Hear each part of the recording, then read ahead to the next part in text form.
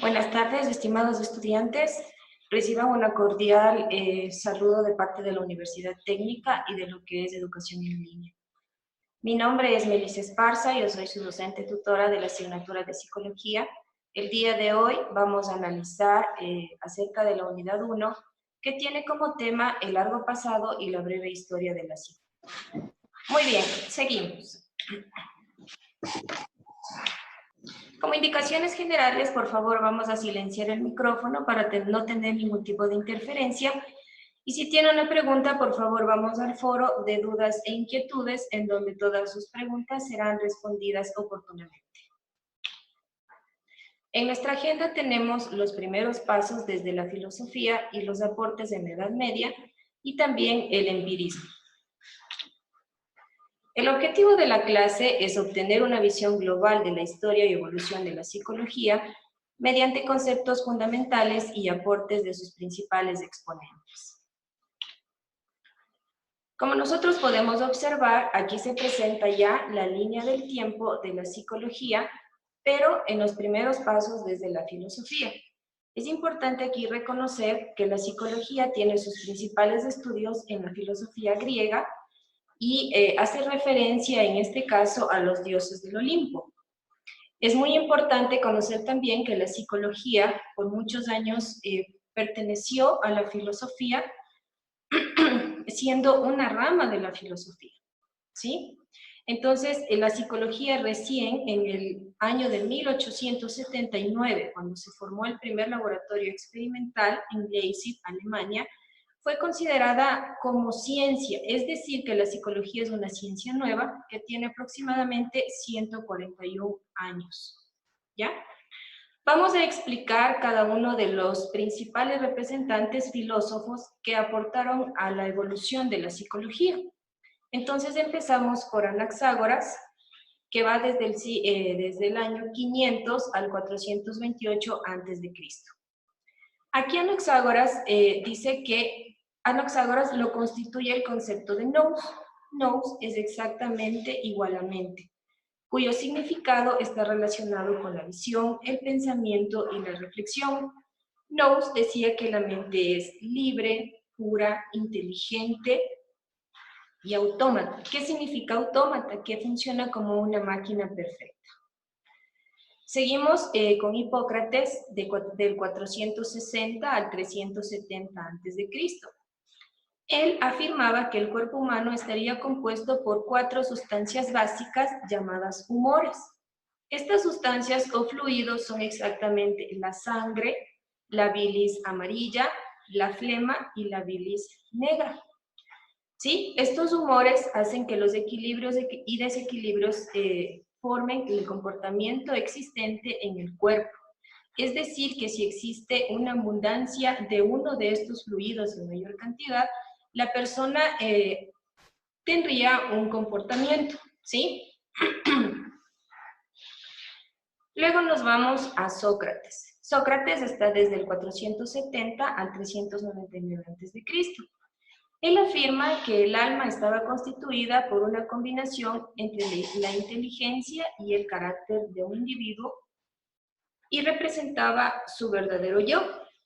Aquí es muy importante señalar que Sócrates ya hace una diferencia entre lo que es sensación, percepción y asociación de ideas. Vamos a entender. Sensación es todo lo que se percibe por medio de los 5 sentidos, todas las sensaciones externas, ¿sí? Todo lo que es un estímulo externo se percibe por medio de los 5 sentidos y a eso se le denomina sensación. Y la percepción es el proceso mental que hace la persona inmediatamente en milésimas de segundo al recibir una sensación. Lo que quiere decir aquí es que cuando nosotros recibimos ya una sensación y tenemos un proceso mental, eso se convierte en una experiencia.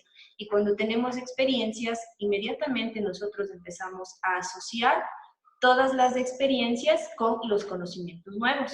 Es por eso que cuando nosotros escuchamos una música nueva, nuestra mente inmediatamente trata de relacionar esa música con música que ya habíamos escuchado antes. Entonces, siempre tiene que haber la asociación basado en una experiencia.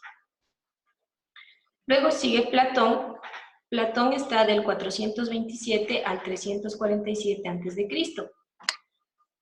Él afirma que el ser humano es dualista, conformado por dos elementos y dos partes. Aquí estamos hablando ya de lo que es el alma y el cuerpo, y también hace referencia a lo perfecto y a lo imperfecto.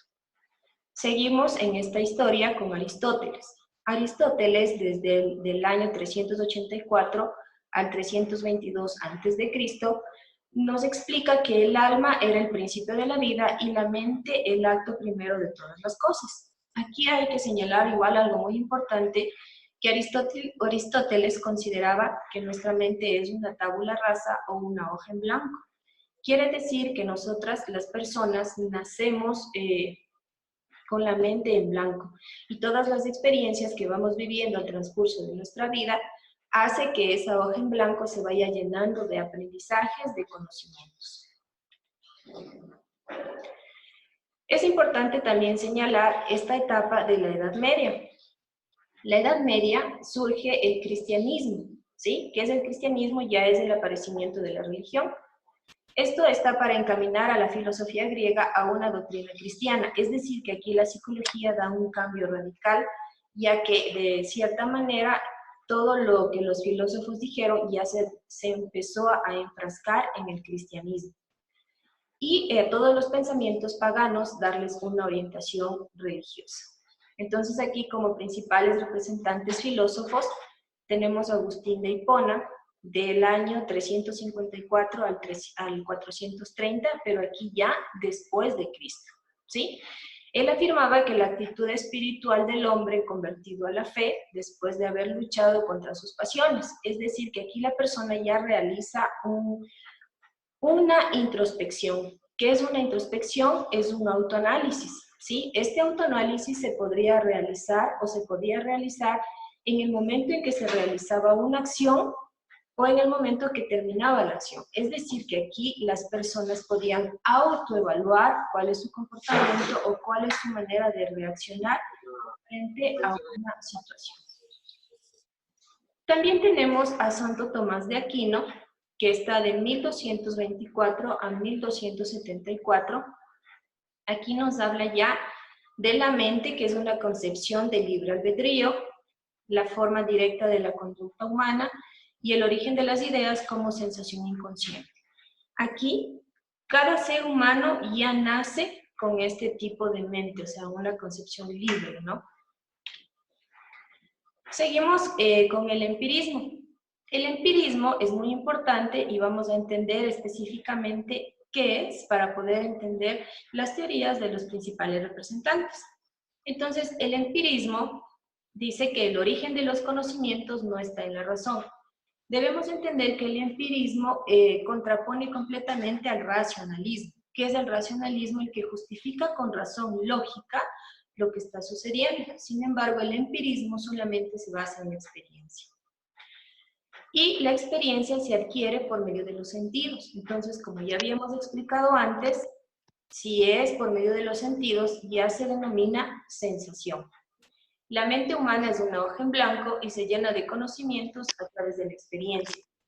Aquí, como ustedes pueden observar, o como la teoría del empirismo se basa en Aristóteles. Los principales representantes del empirismo están Thomas Hobbes, 1577-1679. Aquí la teoría de él explica que la mente adquiere conocimientos por asociaciones fundamentados en sensaciones externas. Asociaciones ya dijimos que eran experiencias previas. Si no hay una experiencia, no podemos asociar.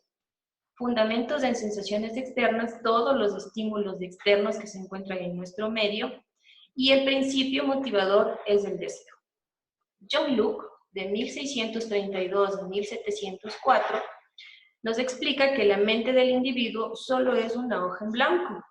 Sostenía que no existía ninguna otra forma de conocimiento que aquella que no provenía de la experiencia. Entonces, como podemos observar, el empirismo solamente se basa en sensaciones, percepciones y experiencia. George Berkeley, en 1685 y 1753, afirma que las sensaciones y las percepciones constituyen una única realidad sobre la que podemos tener. Es decir, que todo lo que uno siente y lo que uno percibe es real. No es así. No hay una realidad verdadera.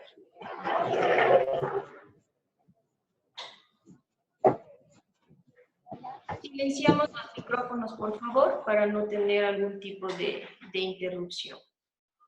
Continuamos.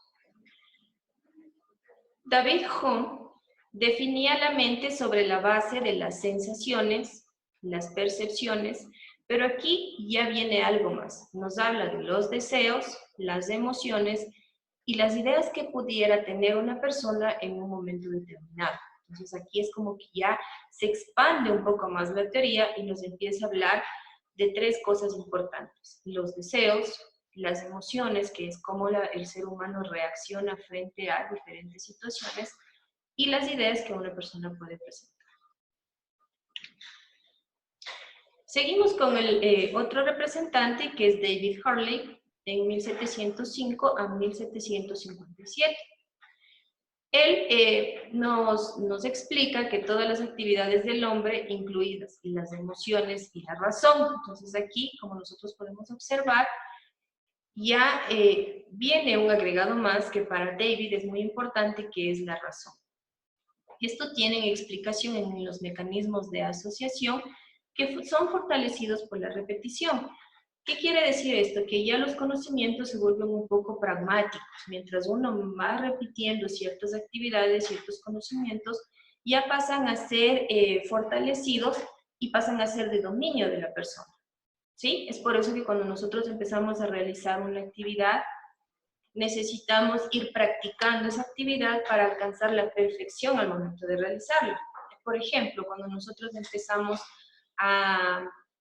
empezamos la natación, primero nos dan los lineamientos, los ejercicios, formas de respiración, ¿sí? Y todo eso necesita una práctica, un pragmatismo para que ya sea de dominio de la persona. Augusto Comte tiene una teoría desde 1798 a 1857. La teoría de él es un poco diferente a todas las anteriores. Augusto Comte es el padre del positivismo y él decía que no era posible la existencia de una ciencia de la mente con el argumento de que la mente puede estudiar todos los fenómenos y menos los propios. O sea, para Comte, él solamente podía hacer ciencia algo que se puede presentar o se puede comprobar, lo demás no. Entonces, como ustedes conocen, la psicología es una ciencia abstracta que no se puede comprobar como cualquier otra ciencia. La psicología, él decía que la psicología no era una ciencia, sino que era un saber perteneciente al campo de la biología, ¿sí? En tanto, los fenómenos psíquicos formaban parte de la fisiología. ¿Qué son los fenómenos psíquicos? Todos aquellos que nos reflejan nuestra inteligencia, nuestro intelecto, nuestro conocimiento, nuestro aprendizaje. Es decir, que todos aquellos procesos mentales como la memoria, la atención, la sensación, la percepción, ¿sí? Todo eso debería ser estudiado dentro de la fisiología, más no dentro de lo que es psicología. Entonces, él negaba a la psicología como una ciencia. Y por último, tenemos a Jeremy Beckman, de 1748 a 1832. Él nos explica que todo en la vida puede ser reducido a obtener felicidad. En consecuencia, y dado que el ser humano está inserto en la sociedad, todas las personas estamos insertadas dentro de una sociedad bastante exigente. Y lo que buscamos en día a día tal vez es construir o alcanzar la felicidad. Entonces, él hace referencia a que está asociada a la psicología de las sensaciones, a la felicidad como el placer y en oposición al dolor. Es decir, que una persona todos los días busca la felicidad, busca el placer y niega todo lo que cause dolor o sufrimiento. Muchas gracias, espero que la unidad haya sido, con esta conferencia, la hayan podido entender un poco mejor. Ya saben que pueden utilizar nuestros foros, que es cartelera en línea para los comunicados oficiales, dudas e inquietudes en donde podrán ustedes preguntar y donde se genera un trabajo colaborativo, y la cafetería virtual en donde podemos interactuar docente y estudiantes. Muchas gracias y que tengan una buena tarde.